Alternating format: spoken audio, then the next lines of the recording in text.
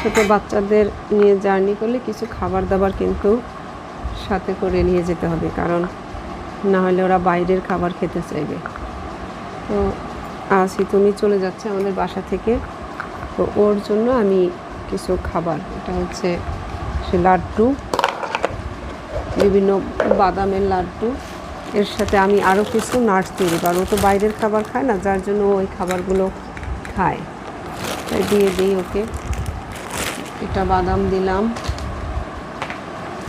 তারপর দিয়ে দেবো কিছু পিস্তাচিও দিয়ে দিলাম। এখান থেকে ওর যেটা ভালো লাগে ও সেটাই খাবে। ও আবার মিষ্টি জিনিস একদমই পছন্দ করে না। দেখুন, আর এটা হচ্ছে পিকান নাট। এই পিকান নাটের একটা দুটো যদি খায় তাহলেও কিন্তু ওর অনেক মানে জার্নি পথে যে এনার্জিটা ও পেয়ে যাবে।